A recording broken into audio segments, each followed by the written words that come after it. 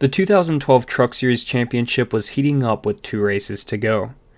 James Buescher held the points lead with Ty Dillon, Timothy Peters, and Parker Kligerman all within 27 points of him. This wild race with 9 cautions for crashes was a pivotal race in determining the 2012 Camping World Truck Series champion. Just before the video starts, remember to leave a like and subscribe so you don't miss an upload. We are closing in on 50,000 subscribers, and it would mean the world to me if you guys would help me get there. Anyways, let's get into the video. Nelson Piquet Jr. sat on the pole, claiming his 4th of the season. Although he wasn't in the hunt for the title, Piquet came alive in the second half of the season, winning 2 of the previous 10 races and scoring 5 top 5s in the same span.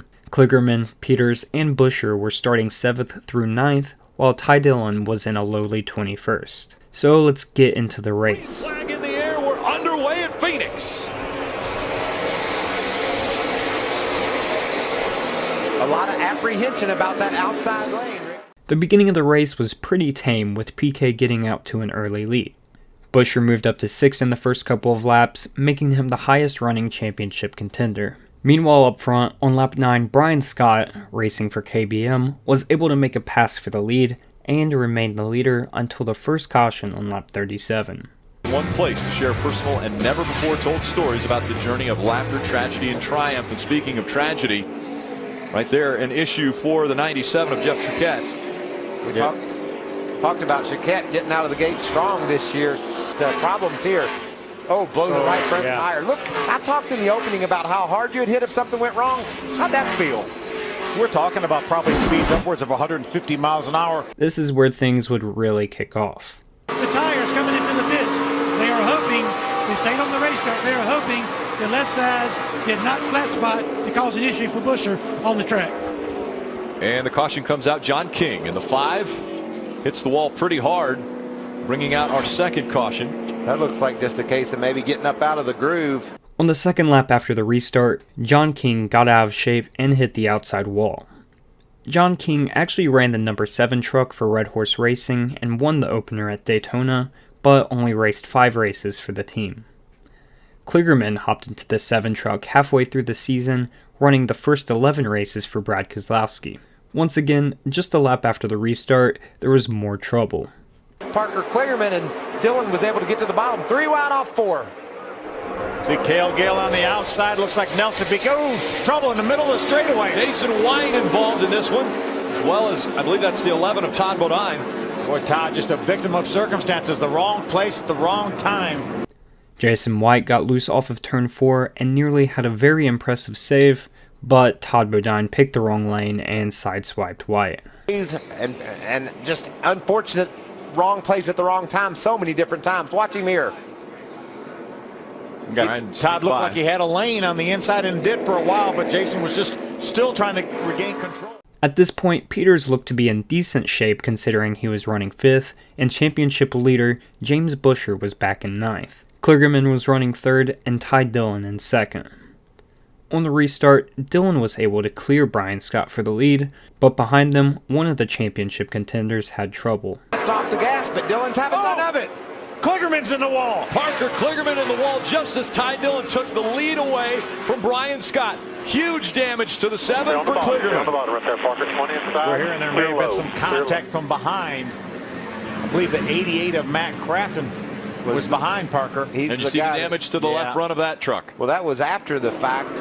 After contact with Ryan Blaney, Kligerman got all out of shape and turned into the outside wall directly in the path of Matt Crafton. Surprisingly, no other drivers were involved, but Kligerman's day was done. Based on recent trends, you can probably assume how the next restart went. Yeah, we saw Ty Dillon make that outside work, and Brian Scott wasn't able to do so. Brian Scott has led 45 laps. Oh, sideways. And into the wall goes the 13 of Johnny Sauter. Also with damage, the 9 of Ron Hornaday. Great job by Ryan Truex snaking his way through there. It looked like maybe Nelson Piquet got loose on the inside of Johnny Sauter and hit Sauter and put him in the wall. Miguel Paludo, the 32 truck, got a piece of that as well. For the 5th time in 25 laps, the caution was out. Pole sitter Nelson Piquet Jr. was trying to get by Johnny Sauter, but Sauter left him no room and forced Piquet up the track. Ron Hornaday and Miguel Pluto were also collected, but the crash only ended Hornaday's day. Gotta be careful, they're running side by side. We saw what happened just a few moments ago. And there we have it again. One more time, Gale goes around, this time right in front of the field. And the caution will come out for the 6th time. Not a lot of damage, I don't believe, on Gale's truck, just lightly into the outside, but he was trying to squeeze down on the bottom, lost it. On the restart, Gale had a quick spin, and at this point the viewers were probably sick of yellows. Finally, after this caution, they figured it out and got some green flag racing in. Under caution, the top 7 stayed out while the rest of the field pitted. Notably, Timothy Peters stayed out and restarted second. Ryan Truex restarted first and managed to hold the lead for over 20 laps. Finally, some green flag racing. Eventually, Justin Lofton made the pass for the lead. Truex quickly fell back due to damage, and this led to the next caution. With the 27, and that right rear bumper cover has come loose on his truck, and he said that's why the rear end is losing grip. He said I could really feel it, and oh, he's going to be in the middle of this one. Mike Harmon goes around. Whoa, Ryan Blaney got a little bit of a piece of that. Ty Dillon did an incredible job to avoid it on the outside. Desperately trying to hold onto his truck, he got into the back of lap truck Mike Harmon and sent Harmon spinning. Watch Ty Dillon. Look at Ryan Blaney. Made a bit of contact as well, but man, he locked it up, didn't he? He sure did. Timothy Peters led the field to green, while Ty Dillon got loose and lost loads of positions. But it was Kyle Larson who made a pass on Peters and led the race. Just behind them, another championship contender had issues. By him as he works the lower side of the racetrack. And look at the battle for the lead. Kyle Green Larson. light going into turn number 3. Kyle Larson takes the top spot away.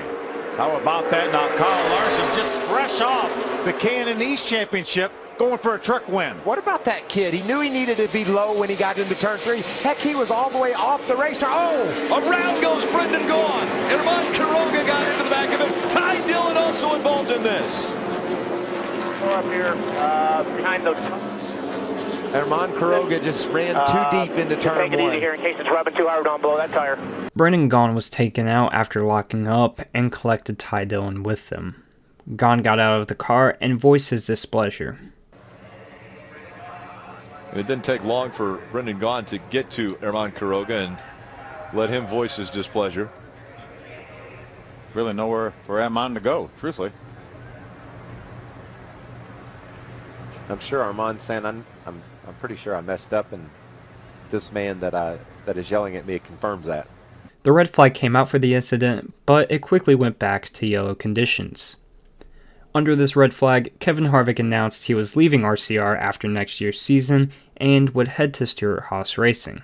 Also leading the race was Kyle Larson, who just weeks before won the K&N East Championship and was making just his 3rd Camping World Truck Series start. On the restart, Peters was jumped by Brian Scott while Larson still led.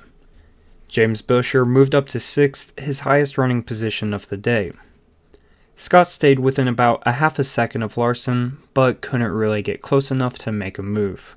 With 3 to go, it looked like Larson had his first win wrapped up, but then points leader James Busher brought out the caution. Front. Oh, caution on the racetrack. And Busher has issues. Your point leader into the wall. The right front tire goes down on James Busher. Come to us. It was a pretty good night for Turner Motorsports. Sure was. Wow, look at the damage to that X-Side Chevrolet. The right front not even turning on that 31. We talked about the pressure of being the point leader. He had 15 points over the 2nd, 3rd, and 4th, just 20-some behind. If he just survives to the finish, those guys are out of it. Busher's right front went down and he slammed the outside wall. Peters, running in 3rd, was now in prime position to gain a load of points on him, especially if he could secure the win. At the moment, he was only 10 points behind Busher, but now it was time for the green-white checkered finish. 2 when they get to the stripe. Green flag back in the air. Contact. Brian Scott's leaning on Kyle Larson. Larson dives into turn 1. Side by side. Here comes Brian Scott on the high side. Very impressive performance tonight, but in the end, Brian Scott coming through 3 and 4. Out of turn number 4. 2nd career win in the Truck Series. Brian Scott wins. This race was Brian Scott's second career win, his first in 2009 at Dover. Brian Scott was winless in over 100 races in the Nationwide Series since his last truck win. This was also his last ever Truck Series start. Ryan Sieg finished 6th, a career best even to this day in the Truck Series.